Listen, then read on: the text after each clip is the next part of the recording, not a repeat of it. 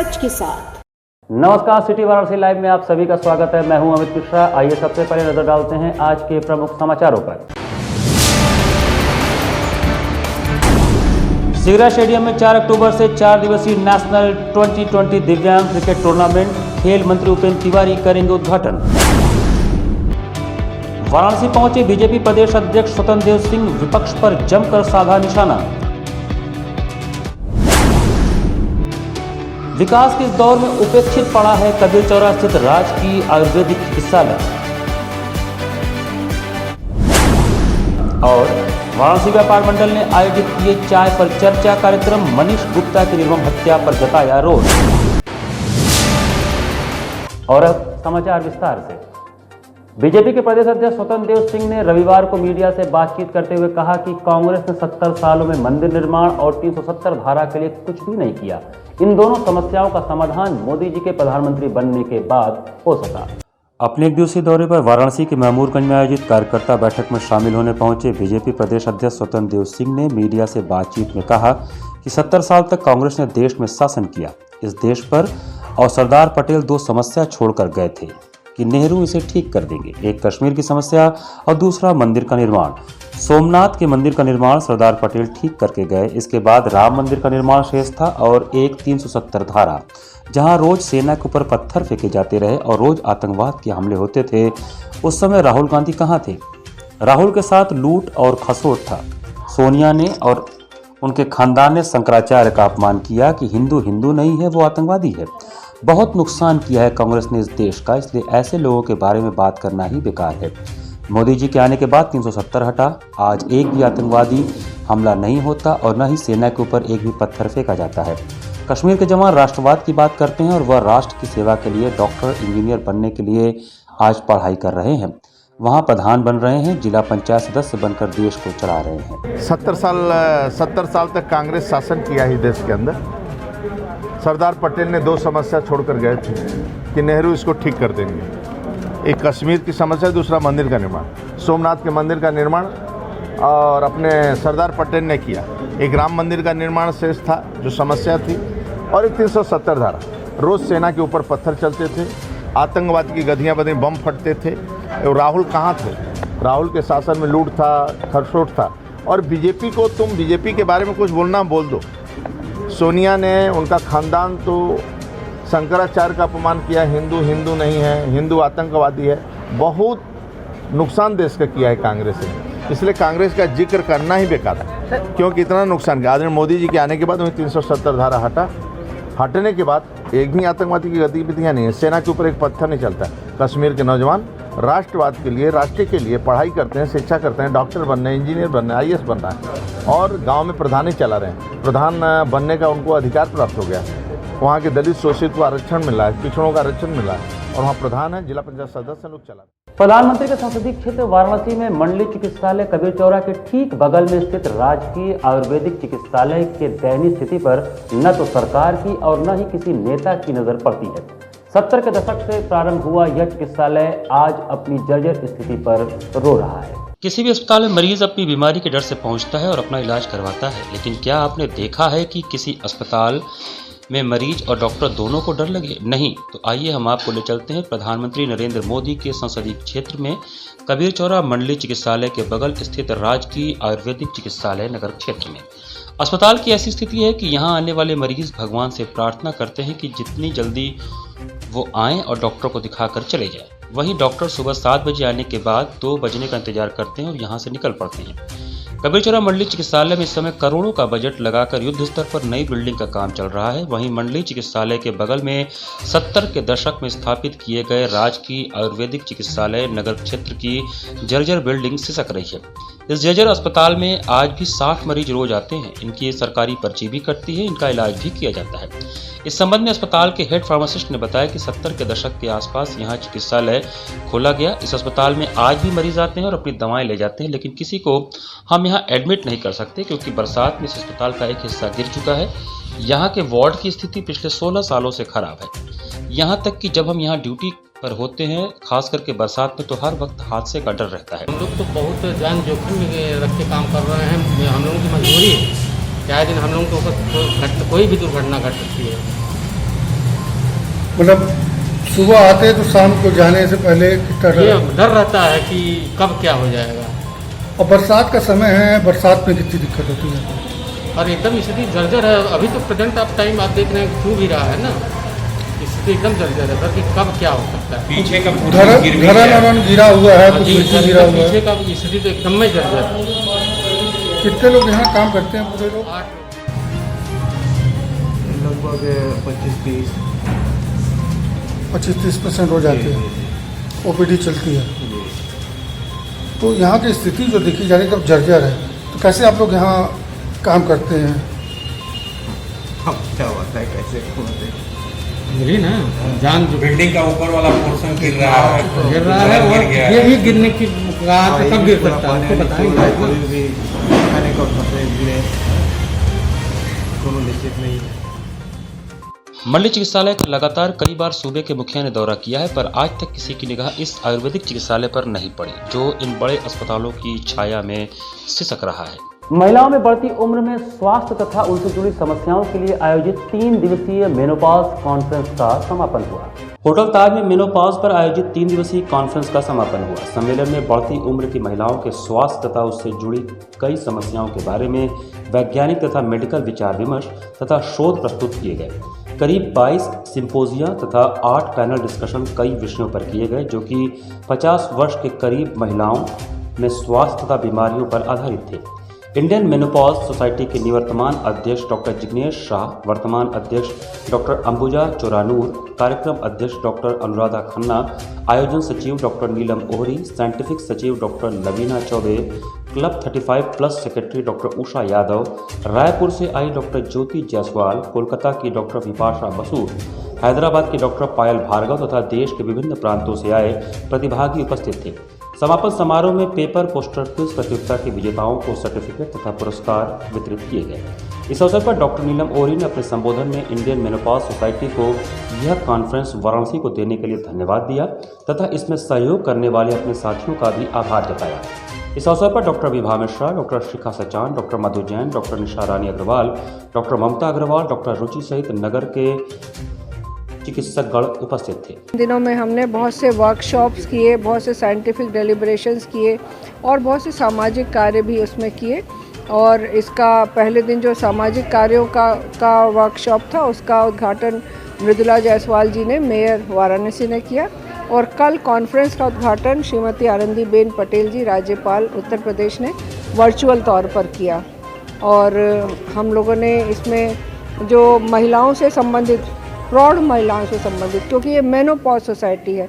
Menopause society मतलब जो 50 की उम्र के लगभग महिलाओं का जो मासिक बंद होता है, उस समय तरह तरह की उनको समस्याएं आती हैं, जिसके बारे में जो जनता है, महिलाएं खुद और जो उनका परिवार है और पुरुष और पूरा समाज ही उसके बारे में अनभिज्ञ है। तो पहली बात है कि उसके बारे में सबको सचेत होना पड़ेगा कि भाई ये बहुत ही क्रिटिकल टाइम होता है इसमें, और डॉक्टर इसमें उसको बहुत लाइटली नहीं लेना है। उसको कुछ भी परेशानी होती है तो डॉक्टर से संपर्क करना है। चाय पर चर्चा कार्यक्रम के तहत रविवार 3 अक्टूबर को तेलियाबाग व्यापार मंडल द्वारा श्री राम कटरा तेलियाबाग में ऑनलाइन व्यापार कंपनियों के खिलाफ खुदरा व्यापारियों को एकजुट होने का आह्वान किया गया। वाराणसी व्यापार मंडल द्वारा आयोजित चाय पर चर्चा कार्यक्रम आज रविवार को तेलियाबाग व्यापार मंडल द्वारा श्री राम कटरा तेलियाबाग में आयोजित किया गया, जिसका मुख्य उद्देश्य आज के परिवेश में ऑनलाइन व्यापार कंपनी द्वारा जिस प्रकार फुटकर एवं खुदरा व्यवसायों को जड़ से समाप्त करने के लिए आगामी त्योहारों को देखते हुए अभी से ही लुभावने बड़े बड़े ऑफर अखबारों में विज्ञापन करके जनता को अपनी ओर आकर्षित कर रहे हैं, जिसका असर फुटकर एवं खुदरा व्यापारियों पर पड़ रहा है। इस अवसर पर वक्ताओं द्वारा यह कहा गया कि ऑनलाइन व्यापार से सभी फुटकर एवं खुदरा व्यापारी ही नहीं, थोक व्यापारी भी परेशान हैं। हमें सबसे पहले अपने घर से ऑनलाइन व्यापार का बहिष्कार करना होगा एवं इनका मुकाबला करने के लिए हमें आपसी प्रतिस्पर्धा को भूलकर अपने आसपास के जनमानस को बढ़िया एवं उत्तम सामान को ऑनलाइन के प्रतिस्पर्धात्मक रेट पर देना होगा, सुविधाओं को बढ़ाना होगा एवं सरकार से मांग है कि 1000 रुपये से अधिक मूल्य के सामानों की बिक्री पर ऑनलाइन खरीदारी पर रोक लगे। इसी चाय की चर्चा कार्यक्रम में बोलते हुए वाराणसी व्यापार मंडल अध्यक्ष ने विगत दिनों गोरखपुर में हुए व्यापारी मनीष गुप्ता की निर्मम हत्या के लिए 2 मिनट का मौन रखकर श्रद्धांजलि दिया तथा सरकार को चेताया कि व्यापारी भी एक इंसान है, पुलिसकर्मियों को इंसानों की रक्षा के लिए ही होना चाहिए, उन्हें किसी भी हाल में नहीं छोड़ देना चाहिए। धन्यवाद ज्ञापन युवा अध्यक्ष संजय गुप्ता ने दिया। इस अवसर पर मुख्य रूप से उपस्थित ओम प्रकाश गुप्ता, कविंद्र जायसवाल, आनंद पटेल, रमेश निरंकारी, रमेश भारद्वाज, अरविंद जायसवाल, राजीव वर्मा, शाहिद कुरैशी, प्रवेश गुप्ता, विनोद, जितेंद्र गुप्त, अनुभव जायसवाल, धर्मेंद्र सिंह, लल्लू गुप्ता, विकास गुप्ता, जितन चौधरी, जमाल, अनूप गुप्ता, टिंकू जयप्रकाश गुप्ता, एस बहल, जैन हिलानी, नीरज गुप्ता आदि उपस्थित थे। चाय की चर्चा रखते हैं जिस पे 8 बजे से ये चालू होती है, जो 9:30-10 बजे तक चलती है, जिसमें हम लोग व्यापारियों की समस्याओं को सुनते हैं और उनके सुझाव लेते हैं और उसी हिसाब से उसको अगले हफ्ते तक कार्य को क्रियान्वित करने का पूरी तरह से कोशिश करते हैं, जिससे हमारे व्यापारी भी एक होते हैं और जिस संगठन की जो समस्या होती है वो भी सामने आती है और सब लोग दिल खोल के अपनी बातों को रख पाते हैं, जो कि ऐसे नहीं रख पाते। बात अगर करें तो आज किस बातों पर चर्चा थी? आज तो जितनी भी चर्चा हुई है ज़्यादातर ऑनलाइन का ही विरोध हुआ है कि भाई ऑनलाइन की वजह से हम लोग का व्यापार चौपट हो रहा है और व्यापार की स्थिति बिगड़ती जा रही है। लोग पहले अपने घरों से ऑनलाइन का विरोध करें और फिर इसको मार्केट में करें और इसके बाद इसको सड़कों पे उतर के करें। स्वामी हर्षवर्धन पब्लिक स्कूल के बलपुरवा परिसर में राष्ट्रपिता महात्मा गांधी व पूर्व प्रधानमंत्री लाल बहादुर शास्त्री जी का जन्मदिन प्रबंधक प्रकाश ध्यानानंद द्वारा दोनों महापुरुषों के चित्रों पर माल्यार्पण एवं दीप प्रज्वलित करके हर्षोल्लास के साथ मनाया गया। स्वामी हर्षवर्धन पब्लिक स्कूल बनपुरवा परिसर में राष्ट्रपिता महात्मा गांधी व पूर्व प्रधानमंत्री लाल बहादुर शास्त्री जी का जन्मदिन मनाया गया। विद्यालय समूह के प्रबंधक बाबा प्रकाश ध्यानानंद ने राष्ट्रपिता महात्मा गांधी व पूर्व प्रधानमंत्री लाल बहादुर शास्त्री जी के चित्र पर माल्यार्पण व दीप प्रज्वलित कर उनके व्यक्तित्व पर प्रकाश डालते हुए कहा कि गांधी और शास्त्री सिर्फ भारत के जनप्रतिनिधि का नाम नहीं बल्कि दो विचारधाराएं हैं जो सदैव मजबूत एवं सशक्त भारत निर्माण का मार्ग प्रशस्त करती रहेंगी। एक तरफ जहां गांधी जी की अहिंसा एवं सहिष्णुता की विचारधारा विश्व में शांति की स्थापना करती है, वहीं दूसरी ओर शास्त्री जी की विशेष परिस्थितियों में राष्ट्र को मजबूती प्रदान करने हेतु कठोर निर्णय लेने की भी प्रेरणा देती है। अतः आज की पीढ़ी को दोनों विचारधाराओं को आत्मसात कर नए एवं मजबूत भारत बनाने की दिशा में आगे बढ़ें। उक्त अवसर पर परिसर में वृक्षारोपण किया गया तथा उसके संरक्षण का संकल्प लिया गया। इसके अलावा सफाई का वृहद अभियान चलाया गया। प्रधानाचार्य डॉक्टर ए.के. चौबे ने उक्त अवसर पर कहा कि मोहन से महात्मा बनने तक के सफर में गांधी जी ने मनुष्यता को बचाए रखने के लिए जो व्यक्तित्व, शैली और तरीके अपनाए, वह सादा जीवन उच्च विचार के आसपास घूमते रहे। अपनी आवश्यकताओं को नियंत्रित कर उन्होंने जिस तरह बड़ी शक्ति से मुकाबला किया और विजय प्राप्त की, आज के बच्चों के लिए नई सीख है। इस अवसर पर विद्यालय के छात्रावास अधीक्षक lieutenant M.S. Yadav, retired, Varun Pandey, Phool Kumari, Namrata Singh, Simi Srivastava, Nadeem Asgar, Tripti Shukla, Anurag Mishra, S.K. Sharma, Pramod Srivastava, Puneeta Pathak सहित सभी शिक्षक शिक्षिकाएं उपस्थित रहे। गांधी जी एवं शास्त्री जी की जयंती पर आज स्वामी हर्षवर्धन पब्लिक स्कूल में बृहद वृक्षारोपण एवं सफाई अभियान चलाया गया, जिसके माध्यम से पर्यावरण संरक्षण के प्रति लोगों को जागरूक किया गया। अगर इसमें शतांश भी हमें सफलता मिलती है तो यही इस जयंती की सबसे बड़ी उपलब्धि होगी। वाराणसी के संपूर्ण स्पोर्ट्स स्टेडियम सिगरा में 4 अक्टूबर से 3 दिवसीय दिव्यांग क्रिकेट प्रतियोगिता का आयोजन हो रहा है, जिसका उद्घाटन प्रदेश के खेल मंत्री उपेंद्र तिवारी एवं समापन सूबे के मुखिया योगी आदित्यनाथ करेंगे। वाराणसी के सिगरा स्टेडियम में सोमवार से 4 दिवसीय नेशनल T20 दिव्यांग क्रिकेट टूर्नामेंट आयोजित किया जाएगा। टूर्नामेंट का उद्घाटन 4 अक्टूबर को प्रदेश के खेल मंत्री उपेंद्र तिवारी करेंगे। टूर्नामेंट के समापन के दिन 7 अक्टूबर को मुख्य अतिथि मुख्यमंत्री योगी आदित्यनाथ रहेंगे। यह जानकारी रविवार को सिगरा स्टेडियम का निरीक्षण करने के बाद प्रदेश के कैबिनेट मंत्री अनिल राजभर ने दिया। उन्होंने बताया कि टूर्नामेंट में देश भर के प्रसिद्ध दिव्यांग क्रिकेट खिलाड़ी 6 टीमों से खेलेंगे। अनिल राजभर ने बताया कि मुख्यमंत्री योगी आदित्यनाथ 6 अक्टूबर की शाम वाराणसी आ जाएंगे। निर्माणाधीन परियोजनाओं के कामकाज का जायजा लेने के साथ ही वह अन्य कार्यों में भी शामिल होंगे। इसके बाद 7 अक्टूबर को दिव्यांग क्रिकेट खिलाड़ियों को पुरस्कृत कर वह उनका मनोबल बढ़ाएंगे। अनिल राजभर ने आगे कहा कि अभी हाल ही में आप सभी लोगों ने देखा होगा कि उत्तर प्रदेश ने किस तरह से ओलंपिक में शामिल हुए खिलाड़ियों का लखनऊ में स्वागत किया। इस कार्यक्रम की पूरे देश भर में चर्चा है। आगामी दिनों में हम पैरालंपिक में शामिल हुए दिव्यांग खिलाड़ियों को लखनऊ बुलाकर सम्मानित करने की योजना बना रहे हैं। कल इसका उद्घाटन होना है। देश से जोन स्तर पर जो टीमों का गठन हुआ है वो टीमें यहाँ प्रतिभाग करेंगी, इस टूर्नामेंट में शामिल होंगी अच्छा कार्यक्रम होगा, अच्छे मैच होंगे। देश और दुनिया के स्तर पर जो हमारे दिव्यांग खिलाड़ी हैं, क्रिकेट खेलते हैं, जिन्होंने अपना नाम कमाया है, देश का भी नाम रोशन किया है, ऐसे तमाम खिलाड़ियों का आगमन इस प्रतियोगिता में होना है। कल इसका उद्घाटन होगा। हमारे उत्तर प्रदेश के खेल मंत्री उपेंद्र तिवारी जी उस अवसर पर उपलब्ध रहेंगे और 7 तारीख को जब प्रतियोगिता का समापन होगा तो पुरस्कार वितरण करने के लिए, खिलाड़ियों का मनोबल बढ़ाने के लिए उत्तर प्रदेश के हमारे यशस्वी मुख्यमंत्री योगी आदित्यनाथ जी भी दिव्यांग भाइयों को आशीर्वाद देने के लिए इस मौके पर उपस्थित रहेंगे। उन्हीं के हाथों से उसका समापन होगा। उस दिन वाराणसी में योगी जी का दौरा होगा कि क्या वो 2 दिन रहेंगे या उसी दिन आएंगे उसी दिन चले जाएंगे, कितनी देर? नहीं, 6 तारीख को आना है उनको। आप जानते हैं कि काशी उनका आना जाना लगा रहता है और जब आते हैं तो कई कार्यक्रम निश्चित तौर पे हम लोग बना लेते हैं। तो 6 तारीख की शाम को उनको आना है, 6 को भी कुछ कार्यक्रम है और 7 तारीख को दिव्यांग हमारे जो उनको लेकर हम प्रतियोगिता करा रहे हैं उसका समापन उनके हाथ से हो। कितनी टीम रहेगी? 6 टीमें प्रतिभाग करेंगी। भारतीय जनता पार्टी के चिकित्सा प्रकोष्ठ के सह संयोजक डॉक्टर सुनील मिश्रा के नेतृत्व में गांधी शास्त्री जयंती पर निराश्रित वृद्ध माताओं के सेवार्थ विशेष चिकित्सा शिविर का आयोजन किया गया।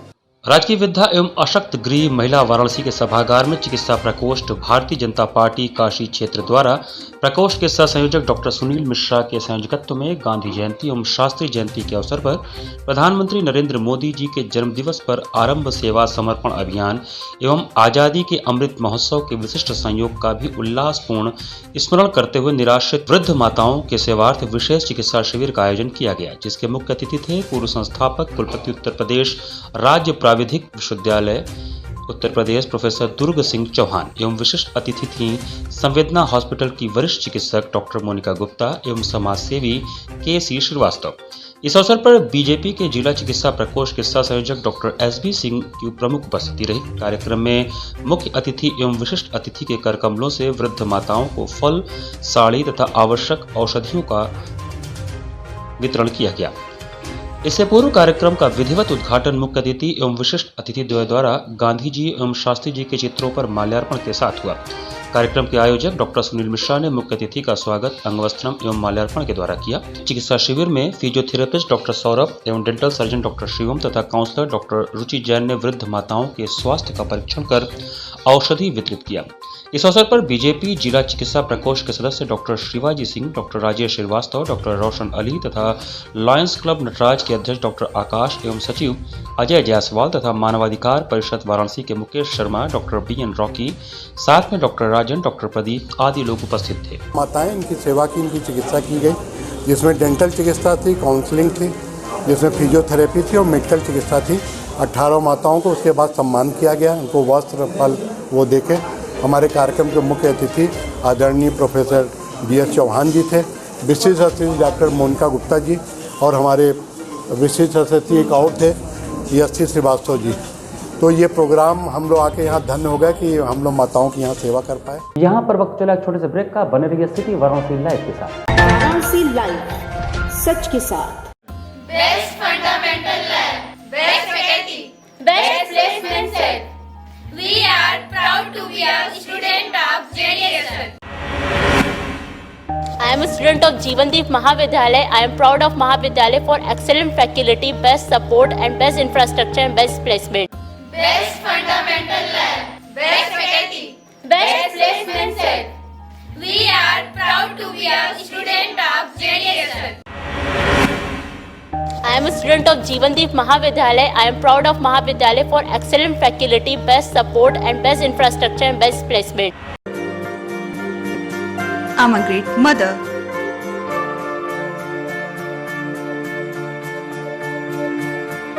I'm living a life with purpose. Because I'm providing the best education to my child. And that's the Swami Harsevanand Public School.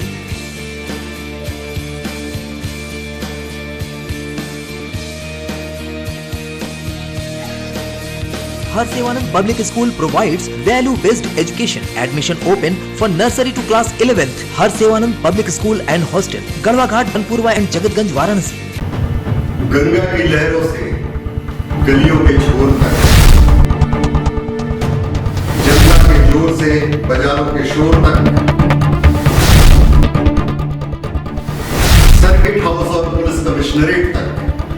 हम करेंगे सबकी बात।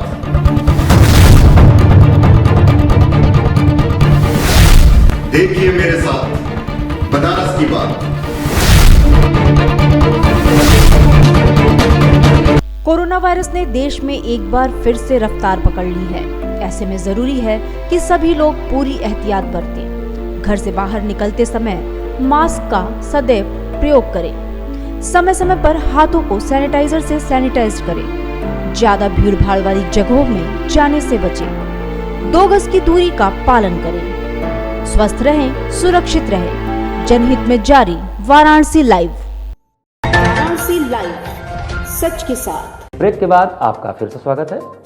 पूर्वांचल के टैलेंटेड क्रिकेट खिलाड़ियों की प्रतिभा को निखारने के लिए पूर्व रणजी खिलाड़ी अरविंद श्रीवास्तव ने पराड़कर भवन में प्रेस वार्ता करके कालीचरण क्रिकेट एकेडमी के द्वारा 17 अक्टूबर से 15 दिवसीय प्रशिक्षण निःशुल्क शिविर लगाए जाने की जानकारी दी। क्रिकेट ट्रायल में पूर्वांचल खिलाड़ियों का चयन न होने से यहाँ के बच्चों में निराशा है, जबकि यहाँ के बच्चों में काफ़ी प्रतिभा है। इन बच्चों की प्रतिभा निखारने के लिए पूर्व रणजी खिलाड़ी अरविंद श्रीवास्तव उर्फ काली ऐसे बच्चों को निःशुल्क प्रशिक्षण देंगे। इसके लिए पहले ट्रायल होगा, उसमें 30 बच्चों का चयन किया जाएगा। पराड़कर भवन में उन्होंने यह जानकारी दी। कालीचरण क्रिकेट एकेडमी की ओर से यह निःशुल्क प्रशिक्षण चलेगा। उन्होंने बताया कि 14 वर्ष से 19 वर्ष तक के तेज गेंदबाजों एवं बल्लेबाजों के लिए पूर्वांचल के सभी जिलों के क्रिकेट खिलाड़ियों के लिए निःशुल्क प्रशिक्षण शिविर का आयोजन होगा। एकेडमी का मुख्य उद्देश्य पूर्वांचल के सभी जिलों के गरीब एवं असहाय प्रतिभावान क्रिकेट खिलाड़ियों की प्रतिभा को निखारना है। यह कैंप 15 दिनों के लिए 17 अक्टूबर से चलाया जाएगा। इस कैंप में अंतर्राष्ट्रीय एवं रणजी ट्रॉफी खिलाड़ियों धर्मेंद्र मिश्रा, अनिल श्रीवास्तव, पीएन सिंह राणा, नासिर अली की ओर से प्रशिक्षण दिया जाएगा। बल्लेबाजों के लिए आधुनिक तरीके से क्रिकेट बॉलिंग मशीन जिसकी स्पीड 160 किलोमीटर प्रति घंटे तक है, उससे भी प्रशिक्षण दिया जाएगा। कैंप में जो भी खिलाड़ी भाग लेना चाहता है उसे रजिस्ट्रेशन कराना अनिवार्य होगा। प्रशिक्षण शिविर बच्चों के प्रतिभावान खिलाड़ी जो गरीब और असहाय बच्चे हैं, जिनको पूर्वांचल में जगह नहीं मिल पा रहा है, उत्तर प्रदेश क्रिकेट टीम में जगह नहीं मिल पा रहा है, उनके लिए तेज गेंदबाज और बल्लेबाजों के लिए एक प्रशिक्षण शिविर का आयोजन किया गया है। कहाँ पर? ये डुमरी क्रिकेट मैदान पे है। ये 15 दिनों के लिए चलाया जाएगा।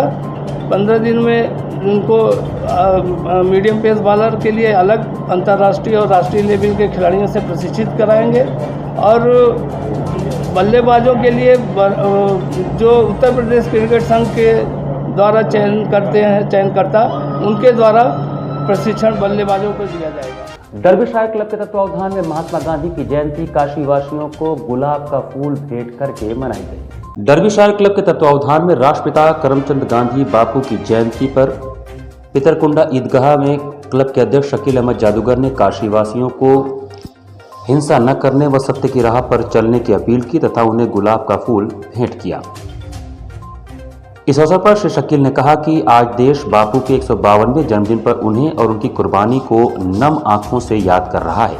शकील ने आगे कहा कि बेनियाबाग सुंदरीकरण के कारण बापू का चबूतरा भी हटा दिया गया है। हमारे क्लब की मांग है कि सुंदरीकरण के बाद बापू का नया चबूतरा वहीं स्थापित कर दिया जाए। अंत में शकील ने काशीवासियों को गुलाब का फूल भेंट करते हुए उनसे अपील की कि आज हम सबको ये संकल्प लेना होगा कि हम बापू के बताए मार्ग पर चलें और अपने देश को उन्नति के शिखर तक पहुंचाएं। कार्यक्रम में मुख्य रूप से प्रमोद वर्मा, हाजी असलम, अरशद खां, राजू खां, बाले शर्मा, चिंतित बनारसी आदि शामिल थे। हम लोगों ने जो है महात्मा गांधी जी के पर जो जयंती थी, लोगों को, आम लोगों को, चाहे वो रिक्शे वाले हों, टाली वाले हों, अमीर हो, गरीब हो, सबको फूल देकर अहिंसा के प्रतीक थे महात्मा गांधी।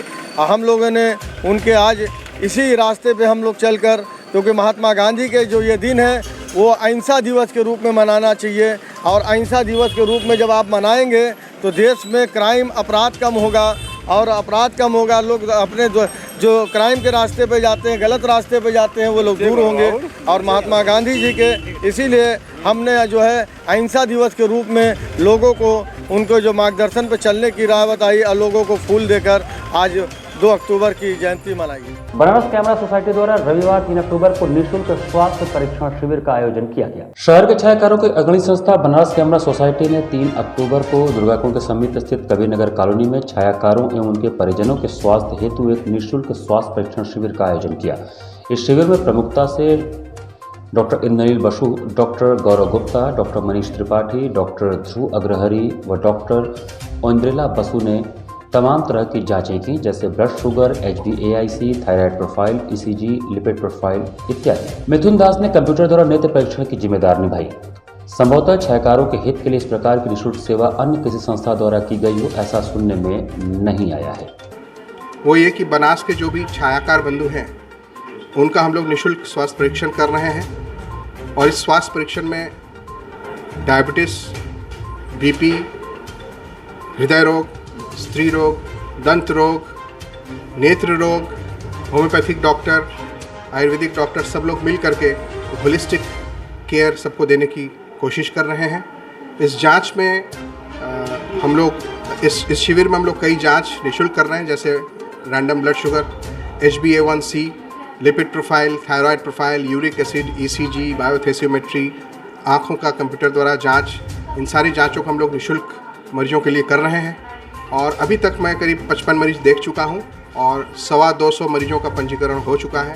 मेडविन अस्पताल में एक दिवसीय हड्डी एवं जोड़ रोग समस्याओं के निःशुल्क शिविर का समापन हुआ, जिसमें करीब 100 मरीज लाभान्वित हुए। रोटरी क्लब बनारस एवं मेडविन हॉस्पिटल द्वारा आयोजित शिविर में सैकड़ों की संख्या में गरीब मरीजों ने हड्डी एवं जोड़ों की दर्द का इलाज डॉक्टर अमित जय कुमार जैन को दिखाकर किया।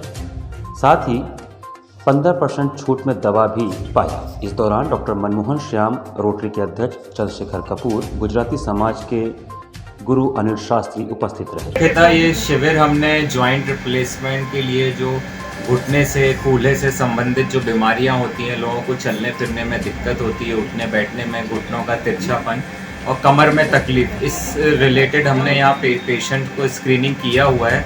उन्हें उनकी बीमारियों की जानकारी विस्तृत में दी गई है और उन्हें उसके लिए क्या करना चाहिए, क्या उचित उपचार है, वो हमने उनको एडवाइस किया हुआ है। उत्तर प्रदेश सैनिक साहू महासभा के आह्वान पर रविवार 3 अक्टूबर को जिला सैनिक साहू वैश्य सभा वाराणसी द्वारा नाटी इमली स्थित साहू बाग में समाज के अध्यक्ष गिरधारी लाल साहू की अध्यक्षता में भव्य गांधी जयंती समारोह मनाई गई। कार्यक्रम में मुख्य अतिथि के रूप में उत्तर प्रदेश सरकार के मंत्री स्वतंत्र प्रभार रविंद्र जायसवाल थे। समारोह को संबोधित करते हुए मुख्य अतिथि ने महात्मा गांधी व लाल बहादुर शास्त्री जी की जीवनी पर प्रकाश डालते हुए समाज के लोगों का आह्वान किया कि अब समय आ गया है कि हम सभी लोग दोनों महापुरुषों के दिखाए रास्तों का अनुकरण करें, समाज को एकजुटता का परिचय दें। कार्यक्रम में समाज के द्वारा संचालित स्कूल के बच्चों ने रंगारंग सांस्कृतिक कार्यक्रम प्रस्तुत किया। स्वागत भाषण जगदीश गुप्ता ने किया। संचालन विनोद गुप्ता व PC गुप्ता, युवराज गुप्ता ने संयुक्त रूप से किया। कार्यक्रम में मुख्य रूप से ओम प्रकाश गुप्ता, बाबूलाल गुप्ता, सुदर्शन गुप्ता, जयप्रकाश साहू, दीपचंद गुप्ता, हर्षिता गुप्ता, छात्र संघ अध्यक्ष संजय गुप्ता, विनोद गुप्ता, पार्षद शंकर साहू, अनूप गुप्ता, एडवोकेट प्रदेश मंत्री शशिकला गुप्ता, भारती साहू, बबीता गुप्ता, कैलाश साहू, धर्मेंद्र गुप्ता, दिनेश कुमार गुप्ता, सुरेश कुमार गुप्ता, मीडिया प्रभारी आदि मौजूद थे। देश में दो ही आदमी ताकतवर हुए, एक महात्मा गांधी, बाकी लोग राष्ट्रपति हुए, बाकी लोग राष्ट्रपति हुए। अगर राष्ट्रपिता कोई हुआ है तो महात्मा गांधी थे। वही समाज से थे, वह गैर समाज थे, वह साहू समाज थे। और दूसरा, महात्मा गांधी अगर देश के आजादी में, महात्मा गांधी देश की आजादी में अगर अहिंसा का इस्तेमाल करते हुए देश की आजादी भूमिका निभाए हैं, तो दूसरा एक व्यक्ति और है आपके समाज का, दूसरा एक व्यक्ति है आपके समाज का और है जो देश के संपूर्ण आजादी, वह है नरेंद्र भाई मोदी। कश्मीर से 370 हटाया, यानी कि महात्मा गांधी अगर अहिंसा के बल पर अगर देश को दिलाए आजादी, तो 370 भी अहिंसा के बल पर, संविधान के बल पर संपूर्ण रूप से कश्मीर को आजादी मिला, वो है नरेंद्र भाई मोदी। पराड़कर भवन में प्रेस कॉन्फ्रेंस करके महेंद्र मिश्र ने कबीर मठ के वर्तमान महंत विवेक दास पर गंभीर आरोप लगाए। महेंद्र मिश्र ने रविवार को पराड़कर में प्रेस वार्ता कर कबीर मठ के महंत विवेक दास पर गंभीर आरोप मढ़ा है। महेंद्र मिश्र ने कहा कि मैं लगभग 10 वर्ष की अवस्था से महंत अमृत दास बाबा के साथ कबीर मठ में रहता था तथा जीवन पर्यंत बाबा का सेवा किया। आदरणीय अमृतदास बाबा के द्वारा अंत समय में मुझसे कहा गया कि महेंद्र, इस मठ में रहने वाले अन्य लोग तुमको यहाँ रहने नहीं देना चाहते। जब तक मैं हूँ तब तक तुम रहो, लेकिन मैं ऐसा काम करूँगा जिससे तुमको कभी कोई परेशानी न हो। और सारी समस्या को समझते हुए बाबा ने मुझे शिवपुर में एक जमीन रजिस्टर्ड वसीयत किया। वसीयत के 2 साल बाद बाबा स्वर्ग सिधार गए। बाबा के जाते ही मठ के लोगों के द्वारा मुझे मठ से निकाल दिया गया तथा मेरे जमीन पर जिसके खतौनी में मेरा नाम दर्ज था उसको साजिशन कटवा दिया गया। विवेक दास, देवशरण दास, यही सब है। आपको वरासत कौन किया था? अमृतदास जी, अमृतदास जी। तो अभी आप इसके बारे में किसी अधिकारियों के पास गए? हाँ, सबके पास जाके आ गए हैं। बीडीए के पास गए हैं, डीएम के पास भी जाके आ गए। हाँ, FIR दर्ज नहीं हुआ, लेकिन काम रोक दिए थे। काम नहीं चलने दिए, नहीं तो BR सिटी जो है शिलान्यास कर रहे थे हॉस्पिटल का, तो बीडीए जो है वहाँ का काम रोक दिए कि नक्शा पास नहीं करेंगे हम जब तक केस चल रहा है कोर्ट के अंदर। आपके पास कुछ प्रूफ है इस जमीन का कि आपने कहा है? हाँ जी है। क्या क्या है? हमारे पास रजिस्टर्ड वसीयत है और एक हमारे वकील जी हैं वो ये स्टे भी लिए हैं उसका, उस ज़मीन का। खतौनी में आपका नाम? हाँ, खतौनी पे नाम था। फिर इन लोगों ने कटवा के पैसे के दम पे इन लोगों ने चढ़वा लिया अपना नाम, फिर हमारा नाम चढ़ा, फिर इन लोगों ने फिर नाम कटवा के अपना नाम चढ़वा के तो वही स्टे लिए। अब आप क्या चाहते हैं? अब हमें न्याय मिले। सपा के पूर्व महासचिव मोहम्मद जुबैर की अगुवाई में रविवार को वोटर ID कैंप लगाया गया। वाराणसी के चौक थाना अंतर्गत हड़हा विद्युत केंद्र कार्यालय के पास लोगों के काफी डिमांड पर पूर्व मुख्यमंत्री अखिलेश यादव के निर्देश पर आगामी 2022 के चुनाव को देखते हुए एक कैंप लगाकर जिन लोगों का वोटर ID नहीं बना है उनकी सहूलियत के लिए सपा के पूर्व महासचिव मोहम्मद जुबैर की अगुवाई में कैंप लगाकर सैकड़ों लोगों का वोटर ID बनाया गया। काफ़ी संख्या में क्षेत्र की महिलाएं, पुरुष व बच्चों ने पहुंचकर शिविर में इसका लाभ उठाया। मोहम्मद जुबैर ने बताया कि आगे भी कई कैंप निर्धारित हैं जिसे लगाकर लोगों को इसका लाभ दिया जाएगा। इस अवसर पर मोहम्मद जुबैर, मनोज यादव, महेश तिवारी, इरफान खान, खालिद मोहम्मद, सोहेल, नदीम रजा, ऋषि, राजा भाई आदि उपस्थित रहे। कि हर बूथ पर यूथ अपने बूथ को करे मजबूत, इसी तत्वाधान में आज हम लोगों ने पिछले हफ्ते भी वोटर ID कैंप वोट बढ़ाओ योजना के अंतर्गत हम लोगों ने कैंप लगाया था। आज दूसरी जगह हम लोग वोटर ID कैंप लगवा रहे हैं। इससे क्षेत्र की जनता और तमाम ऐसे लोग हैं जो लाभान्वित हो रहे हैं और उनका वोटर ID कार्ड ऑनलाइन प्रक्रिया के तहत जमा कराया जा रहा है। इसी के साथ सिटी वाराणसी लाइव का यह संस्करण हम यहीं समाप्त करते हैं। अगले संस्करण में आपसे फिर होगी मुलाकात। तब तक के लिए मुझे दीजिए आज्ञा। नमस्कार।